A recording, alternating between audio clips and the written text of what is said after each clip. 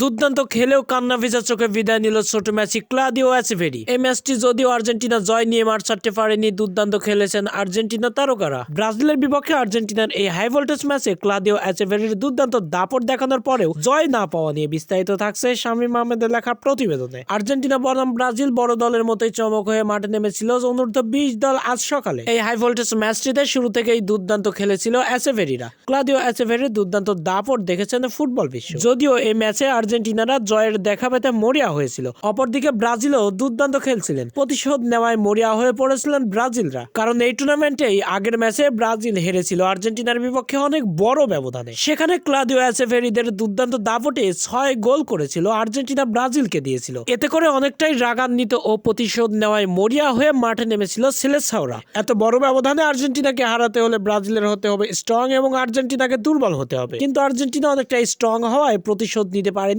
আর্জেন্টিনার বিপক্ষে ব্রাজিল। ম্যাচের শুরু থেকে গোলের দেখা পেতে মরিয়া হয়ে পড়েন ক্লাদিও এচেভেরিরা। দুর্দান্ত আক্রমণ করেছেন, গোলবারে শট নিয়েছেন বেশ কয়েকটি। মারাত্মক 12টি শট নিয়ে আর্জেন্টিনা মাত্র 2টি লক্ষ্যে রাখতে পেরেছেন। অপরদিকে আর্জেন্টিনার বিপক্ষে ব্রাজিল 8টি শটের মধ্যে 2টি রেখেছেন টার্গেটে। গোলবারে শট নেওয়াতে আর্জেন্টিনা অনেকটা এগিয়ে ছিল। এবার বল দখলেও আর্জেন্টিনা ছিল অনেক এগিয়ে। আর্জেন্টিনা রয়েছেন 57% এবং ব্রাজিল 43%। এই ম্যাচে বল পাসিং লাইনেও আর্জেন্টিনা অনেক এগিয়ে। আর্জেন্টিনা বল পাস করেছেন 424টি, অপরদিকে ব্রাজিল 327। সঠিক ও ভুল পাসের পরিসংখ্যান আর্জেন্টিনার 84 এবং ব্রাজিলের 74। এবং ব্রাজিল ফাউল করেছেন 18টি, আর্জেন্টিনা করেছেন 17টি। ব্রাজিল হলুদ কার্ড খেয়েছেন 5টি এবং আর্জেন্টিনা 3টি। লাল কার্ড 0-0। অফসাইড ব্রাজিল 1 এবং আর্জেন্টিনা 2। কর্নার কিক আর্জেন্টিনা পেয়েছেন 2টি এবং ব্রাজিল পেয়েছেন মাত্র 1টি। এই সবকিছু মিলিয়ে আধিপত্য, শক্তিমত্তা ও সবকিছুতেই আর্জেন্টিনা ছিল অনেকটা এগিয়ে এবং গোলও করেছেন আর্জেন্টিনাই প্রথমে। এরপরে ব্রাজিলও দুর্দান্তভাবে ঘুরে দাঁড়িয়ে সমতায় ফিরেছেন। শেষ পর্যন্ত